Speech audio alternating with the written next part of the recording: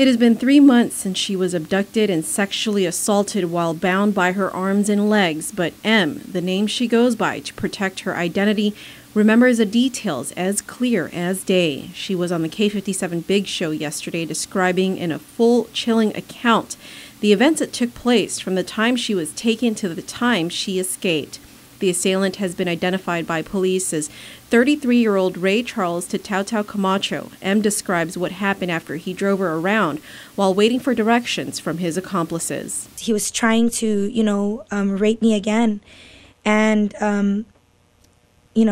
God answered my prayers because his phone rang. Like I said, he was on and off the phone with, people, letting them know that I had money at my house, and so the phone rang, and he stopped from there. Told me to get back on the ground, put the seat back over me, and then started driving around again. From there, M says Camacho drove her to a jungle area in northern Guam. She describes his demeanor and some of the threats he made against her. Every time he would say something to me, I would just comply. And he would tell me, well, I'm not going to rape you, but then turn around and tell me, I want you.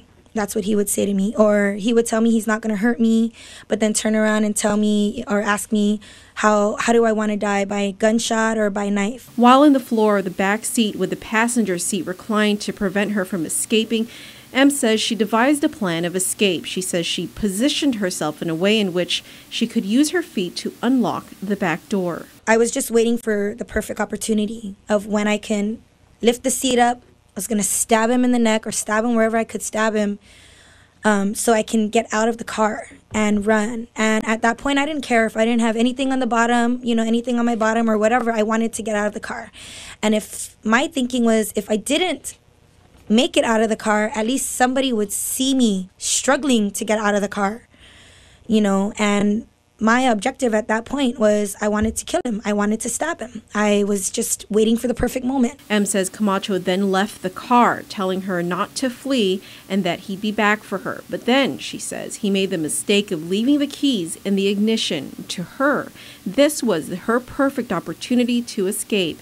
After a few moments of silence, she lifted up the passenger seat, pulled her shorts back on, and jumped into the driver's seat as fast as she could to drive away. At that point, I was screaming, I was crying. I had my hand on the horn, trying to get as much attention as I can. I turned on my hazards. I rolled down my window. I was trying to flag people down. Nobody was paying attention to me. Camacho was arrested a few days later. He's currently behind bars on $250,000 bail.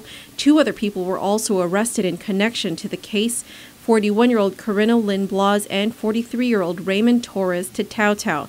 M says she was extremely relieved when the suspects were caught and has some words of encouragement for other victims of sexual assault. At the end of the day, I'm the one standing.